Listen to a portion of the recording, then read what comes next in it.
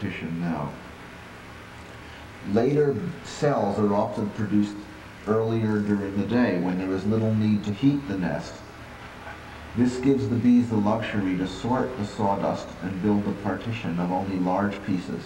This makes the partition more porous, the brood are more oxygenated, and develop more quickly. This does a great deal to enable the later produced bees to still emerge in time to fatten up before winter. The new bees usually emerge sometime between August 1st and October 1st, but usually much closer to August 1st, by far. Some of the last produced brood never make it. In their first 2 weeks of life, the young bees, after emerging from the pupa, will be fed by the helper or the mother, or both. After 2 weeks, one female takes over foraging for the new brood and the older bees who no longer leave the nest.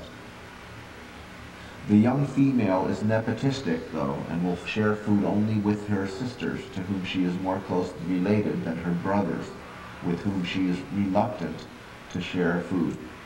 The older bees, being equally related to both genders, feed the brood of any gender. A mother is equally related to her children, an aunt is equally related to her nieces and nephews. But in bees, a sister is more related to other sisters than she is to a brother. This is due to the fact that males come from unfertilized eggs. It produces some genetic quirks. Now notice that the rotator has gotten some sawdust away from the mother, and she's going to sort it, and then dump the tiny pieces from the entrance, then gather up the big pieces and return them.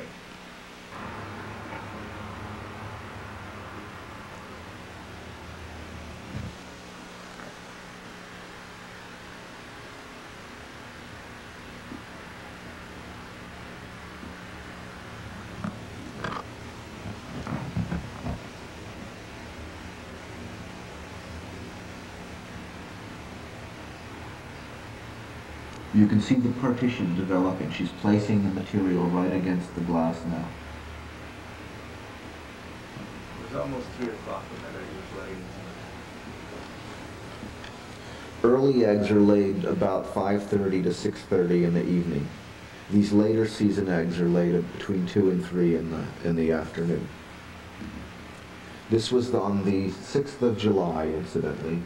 There's the red nest. There's the yellow nest.